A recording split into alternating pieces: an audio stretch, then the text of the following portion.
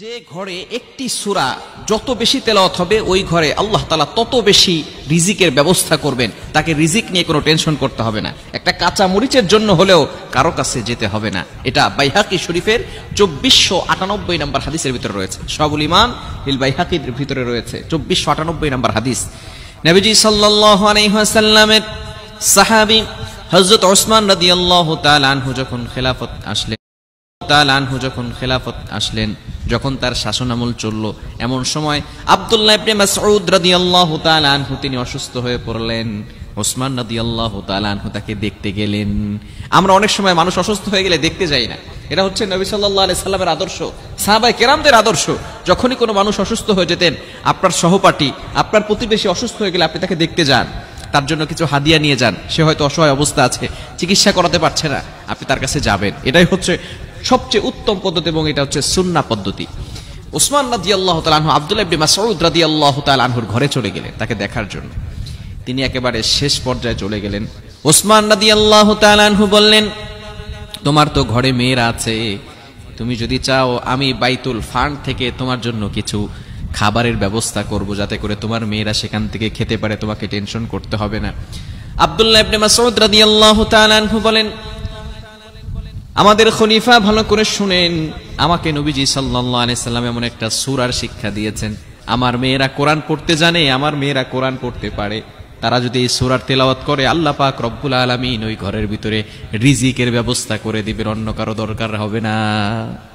Can you imagine that? আপনি কল্পনা করতে পারছেন সাহাবায়ে কেরাম কেমন আল্লাহকে ট্রাস্ট করতেন, বিশ্বাস করতেন। নবী সাল্লাল্লাহু আলাইহি ওয়াসাল্লাম জানিয়ে দিয়েছেন, যদি ঘরের ভিতরে সূরা তেলাওয়াত করা হয়, কোরআন তেলাওয়াত করা হয়, ঘরের ভিতরে আল্লাহ তাআলা বরকত নাজিল করেন। শুধু তাই নয়, আল্লাহ পাক রব্বুল আলামিন যেই সূরা তেলাওয়াত করলে ঘরের ভিতরে রিজিকের ব্যবস্থা করেন, সেই সূরাটা হচ্ছে সূরাতুল ওয়াকিয়া।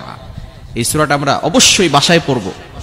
বর্তমানে সাহাবায়ে কেরামদের তারা নিজেরাও কোরআন পড়তে পারতেন, তাদের সন্তানদেরকেও কোরআন পড়া শিখাতেন। আমরা নিজেরাও কোরআন পড়তে পারি না, সন্তানরাও কোরআন পড়তে জানে না। সন্তানদেরকে কোরআন পড়া শিখান, আপনি নিজে কোরআন পড়েন। আপনার ঘরের ভিতরে প্রত্যেক দিন মাগরিবের নামাজের পরে সূরা ওয়াকিয়ার তেলাওয়াত করেন। যখনই সুযোগ পান সূরা ওয়াকিয়ার তেলাওয়াত করেন। ইনশাআল্লাহ আল্লাহ তাআলা ঘরের ভিতরে রিজিক নিয়ে টেনশন করতে হবে না, রিজিকের অভাব দূর করে দিবেন।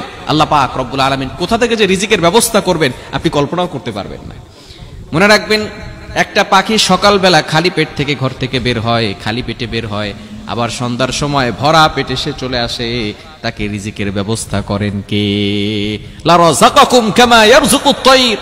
পাখিকে যেভাবে আল্লাহ তাআলা রিজিকের ব্যবস্থা করেন, আপনাকেও আল্লাহ তাআলা সেভাবে রিজিকের ব্যবস্থা করে দিবেন। এজন্য রিজিক নিয়ে টেনশন করতে হবে না যদি আপনার ঘরের ভিতরে সূরা ওয়াকিয়ার তেলাওয়াত হয়।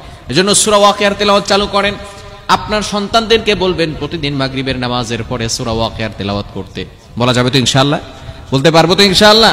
সূরা ওয়াকিয়ার তেলাওয়াত যদি করে আল্লাহ তাআলা ওই ঘরের ভিতরে বরকত দিয়ে দেন, রিজিক নিয়ে ওই ঘরে কোনো টেনশন করতে হয় না। আল্লাহ তাআলা প্রত্যেকটা প্রাণীকে রিজিকের ব্যবস্থা করেন। আল্লাহ তাআলা নিজেই বলে দিয়েছেন 12 নম্বর পারার 1 নম্বর পৃষ্ঠার 1 নম্বর লাইন সূরা হুদের 6 নম্বর আয়াতে রব্বুল আলামিন বলেন, ওয়া মা মিন দাব্বাতিন ফিল আরদি ইল্লা আলাল্লাহি রিজকুহা। দুনিয়ার ভিতরে এমন কোনো প্রাণী নাই যেই প্রাণীর রিজিকের ব্যবস্থা আল্লাহ তাআলা করেন না। আল্লাহ পাক রব্বুল আলামিন সকল প্রাণীর রিজিকের ব্যবস্থা করেন। সুতরাং আমরা হলাম শ্রেষ্ঠ মাখলুকাত। আমরা যদি কোরআন দিয়ে জীবনটাকে পরিচালনা করি, কোরআন যদি ঘরের ভিতরে তেলাওয়াত করি, তাহলে আমাদের রিজিকের ব্যবস্থা করবেন কে? এজন্য অবশ্যই আমরা সঠিকভাবে কোরআনের তেলাওয়াত করব এবং সূরা ওয়াকিয়া প্রতিদিন ঘরের ভিতরে তেলাওয়াত করার চেষ্টা করব। আল্লাহ পাক রব্বুল আলামিন আমাদের সকলকে রিজিক নিয়ে দুশ্চিন্তা থেকে মুক্ত করেন। সকলে বলেন আমিন।